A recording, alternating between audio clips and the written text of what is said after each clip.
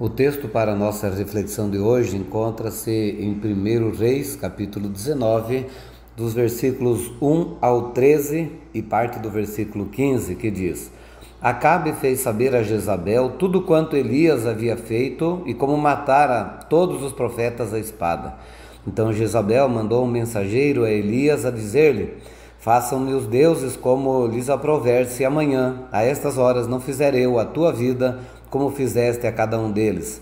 Temendo, pois, Elias levantou-se para salvar sua vida, se foi e chegou a Berseba, que pertence a Judá, e ali deixou o seu moço. Ele mesmo, porém, se foi ao deserto, caminho de um dia, e veio e se assentou debaixo de um zimbro, e pediu para si a morte e disse: Basta, toma agora, ó Senhor, a minha alma, pois não sou melhor do que meus pais. Deitou-se, dormiu debaixo do zimbro, e eis que um anjo tocou e lhe disse, Levanta-te e come. Olhou ele e viu, junto à cabeceira, um pão cozido sobre pedras e brasa e uma botija de água. Comeu, bebeu e tornou a dormir. Voltou segunda vez o anjo do Senhor, tocou-o e lhe disse: Levanta-te e come, porque o caminho te será sobremodo longo.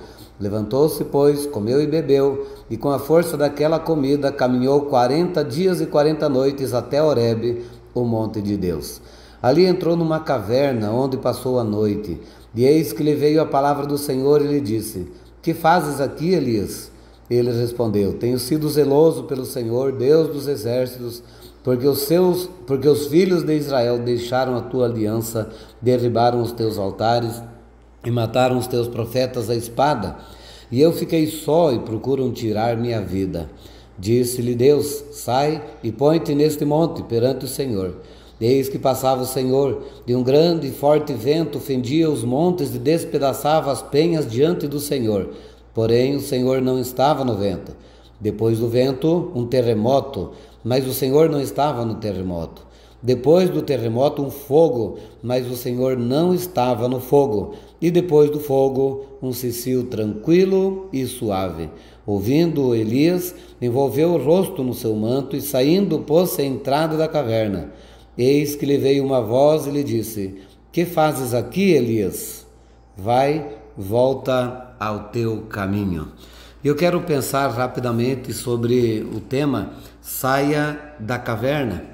Elias ele foi um profeta muito bem sucedido, um grande homem de Deus, um homem obediente, um homem de fé, poderoso em obras, mas como todo ser humano, como qualquer um de nós, ele não só estava sujeito, mas entrou em depressão, esgotamento e medo. As vitórias do passado nunca garantem o sucesso do presente.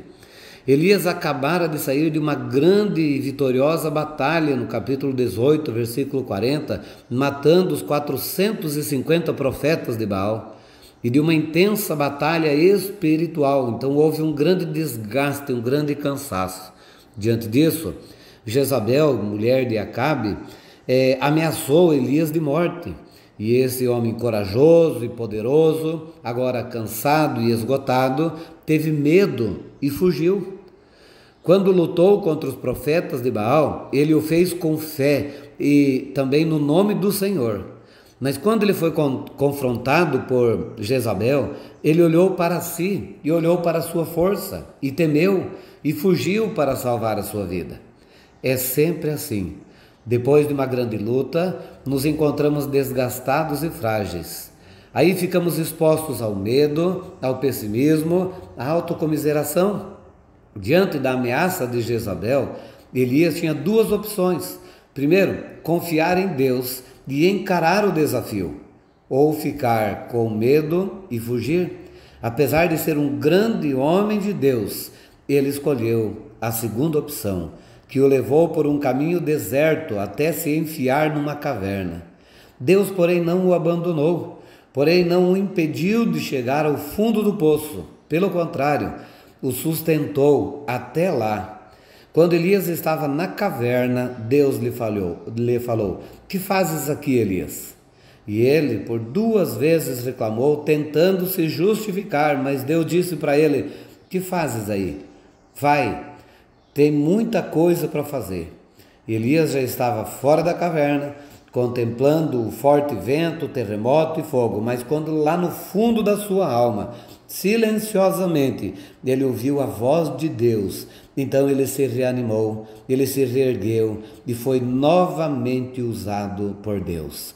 Deus está falando no fundo do seu coração. Há esperança para você, há uma saída para você. Os problemas, os desgastes, os medos, as pressões podem nos levar à depressão, podem nos levar aos desertos da vida, podem nos levar para o fundo de uma caverna, mas este não é o lugar para os filhos de Deus. Deus está dizendo: saia desse lugar e volte pelo seu caminho. Talvez esse é o estado em que você se encontra, mas Deus, apesar de ter permitido e dado condições para que você chegasse nesse estado, Deus está junto de você para dali te resgatar, para tirar você. Então, saia da caverna, contemple o poder de Deus, ouça a sua voz doce e tranquila dizendo: que fazes aqui? Vai, a vida tem muito mais.